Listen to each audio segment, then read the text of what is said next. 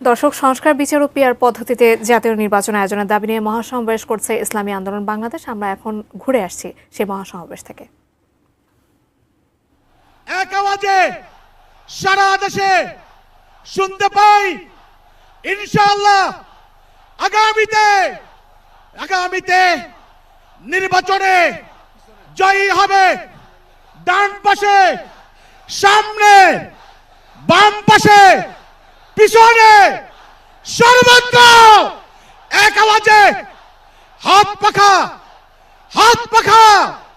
আলহামদুলিল্লাহ, আমরা সামনে যে ভাইদেরকে দেখতে পাচ্ছি, প্রায় সমপরিমাণ ভাইরা আমাদের এই স্টেজের পিছনে অবস্থান করছেন। ইতিমধ্যে যারা স্টেজে এসেছেন এই মুহূর্তে আমরা তাদের থেকে যে সংবাদ পেয়েছি, শাহবাগ চত্বর থেকে শুরু করে মৎস্য ভবন পেরিয়ে প্রেস ক্লাব পর্যন্ত আজকের এই সমাবেশের সীমানা ছড়িয়ে গেছে। আজকের এই সমাবেশে বিভিন্ন সংগঠনের জাতীয় নেতৃবৃন্দ উপস্থিত হয়েছেন। আজকের এই সমাবেশ ইনশাআল্লাহ আগামীর সুন্দর বাংলাদেশ গড়ার এক উপযুক্ত মাধ্যম হিসেবে কাজ করবে। সংগ্রামী বন্ধুগণ, এসএমসি ওটসালাই এলো আরো উন্নত নতুন প্যাকে, জীবন বাঁচায়, জীবনকে এগিয়ে নিয়ে যায়। এখন আপনাদের সামনে বক্তব্য রাখবেন 24-এর গণ অভ্যুত্থানের সাহসী সন্তান, জাতীয় নাগরিক পার্টি এনসিপির উত্তরাঞ্চলীয় মুখ্য সংগঠক আমাদের প্রিয় ভাই সার্জিস আলম এখন বক্তব্য রাখবেন।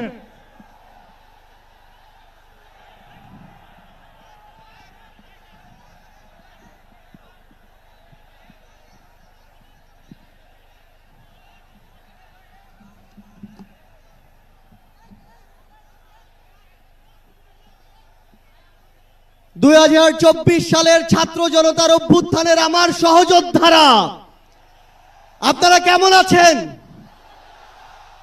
আমার সামনে আজ এই ইসলামী আন্দোলন বাংলাদেশের মহাসমাবেশে যে লক্ষ ছাত্র জনতার উপস্থিতি, তারাই ছিল আমাদের জুলাই অভ্যুত্থানের অন্যতম সহযোদ্ধা।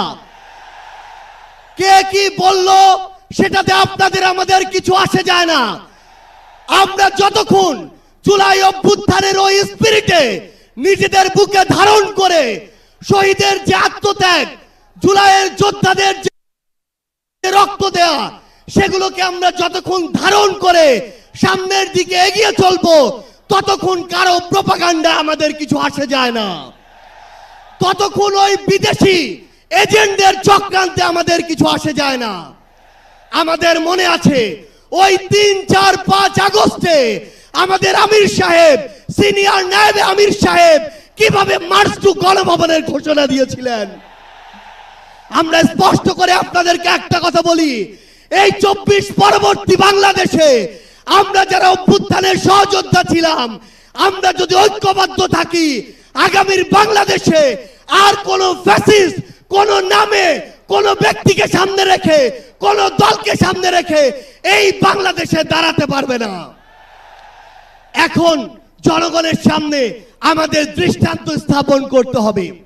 আমরা আমাদের কাজের মাধ্যমে প্রত্যেকটি ক্ষেত্রে যেন সেই দৃষ্টান্ত স্থাপন করতে পারি। আজকে যখন আমি আসছিলাম, রাস্তার আশেপাশের প্রত্যেকটি মোড়ে আমার ইসলামী আন্দোলন বাংলাদেশের সহযোদ্ধারা ট্রাফিকিং এর কাজ করছে।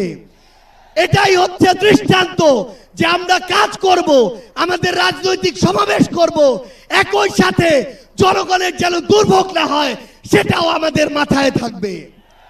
আমরা এর আগেও দেখেছি এই মাঠে প্রোগ্রাম হয়েছে, প্রোগ্রাম শেষ করে মাঠের প্রত্যেকটি ময়লাকে পরিষ্কার করা হয়েছে। এটাই হচ্ছে আগামীর বাংলাদেশের দৃষ্টান্ত যে আমাদের যারা সাময়িক যদি কোনো সমস্যা হয়, আমরা আবার ঐক্যবদ্ধভাবে সেই সমস্যার সমাধান করব। একটা জিনিস মনে রাখতে হবে, এই অভ্যুত্থানে আপনারা যখন ঢাকার গুরুত্বপূর্ণ পয়েন্টগুলো থেকে শুরু করে দেশের বিভিন্ন রণক্ষেত্রে অংশগ্রহণ করেছেন, আপনাদেরকে পাঞ্জাবি পায়জামা টুপি দেখে টার্গেট কিলিং করা হয়েছে। আমার মাদ্রাসার অসংখ্য ভাই এই টার্গেট কিলিং এর শিকার হয়েছেন।